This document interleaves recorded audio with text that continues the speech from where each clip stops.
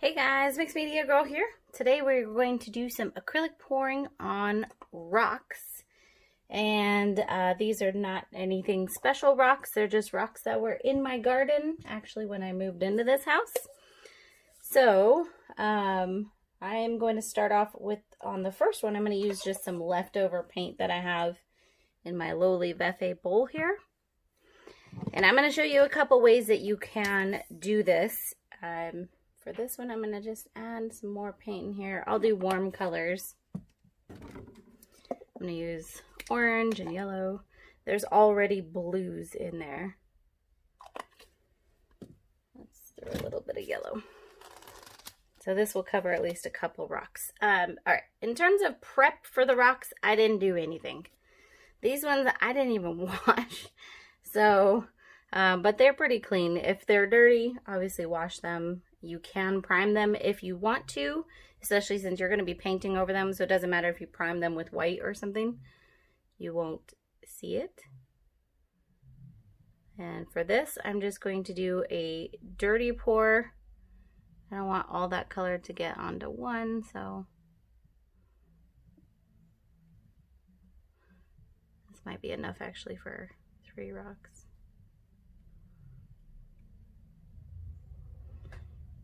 Okay, here comes some of that blue. And I do have my silicone mat underneath here, so any of the drips and the runoff I can use for other projects.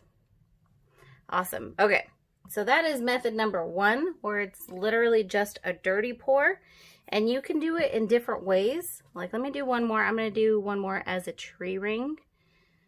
More because I'm kind of curious of how it will come out. Let's see. And I'm definitely feeling kind of the warmer colors. I'm going to do some of the neon pink because why not? All of these are various acrylic paints mixed with floetrol and water. And all of the ingredients will be down in the description. Okay, so check that out if you are curious. Let me see if I can get a little red in here. Okay, good. All right, try not to put too much of any one color because you don't have a huge surface that you're covering. Let's do this one as a tree ring.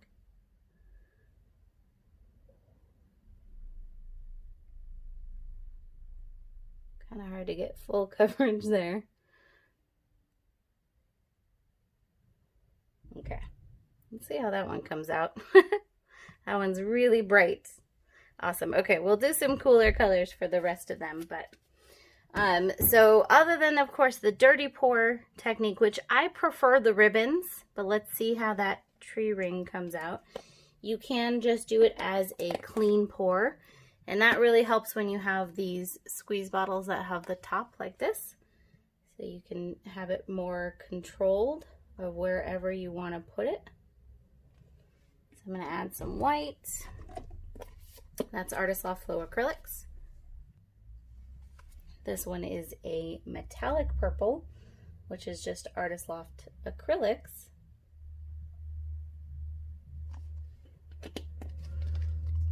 And then blue, also Loft Flow Acrylics.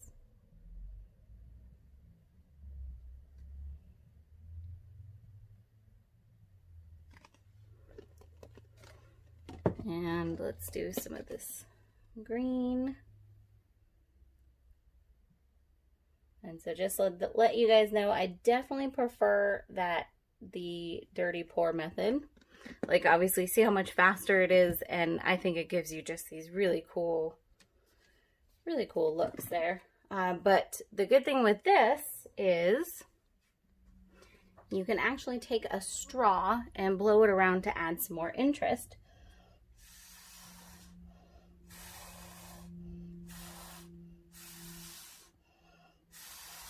Which can give you some really cool effects and can definitely help you create some cells.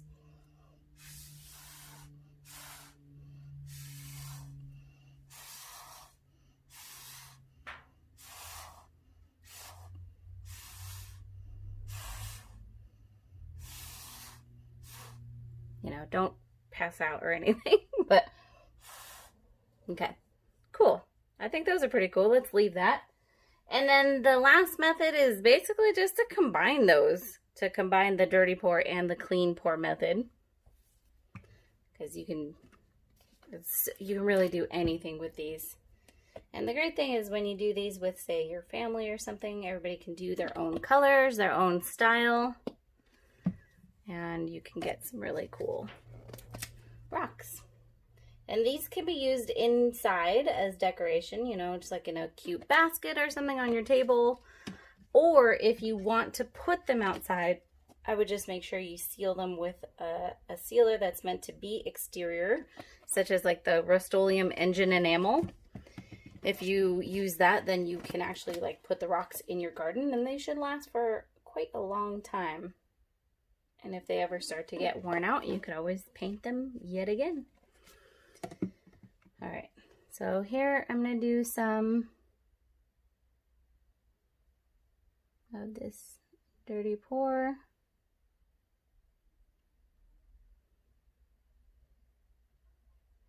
I used different purples and bronze in this one.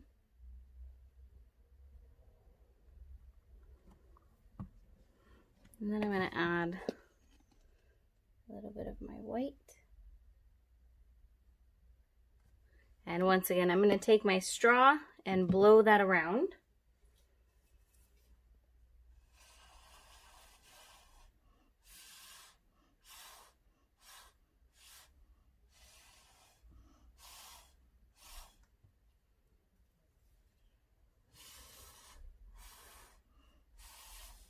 I don't want to do too much to that because I actually really like it. But blowing that white around can give you some just amazing lacing. All right. So what we're going to do at this point is we are going to let these sit here for a while. I'm going to come back in a few hours just so you can see that the paint doesn't all run off. And then we'll do our close-up. All right, guys. It's been several hours. So these are basically completely dry. So this is the first two I did, which I think are my favorite. I really like that color combination. And here is the one with the tree ring, which came out okay. Not my favorite. This was the one that was the clean pour and the dirty pour. This one's actually not totally dry, but definitely like it. And then these ones were the clean pours.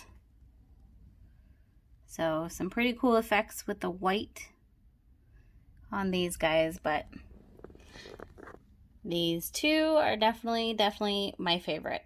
So coming up pretty soon, I'm going to show you how to create some ocean, like beach rocks. But I just wanted to show you acrylic pouring on rocks. Super duper duper fun, super easy. The bottoms are not completely covered. I'll just show you. I wouldn't even worry about it though, because you're not going to be seeing all sides of the rock at one time. You can paint the bottom if you want a solid color. You could put some felt or something on the bottom if you want. Whatever you want to do. So there you guys go. I hope you enjoyed this tutorial, and I will see you all next time.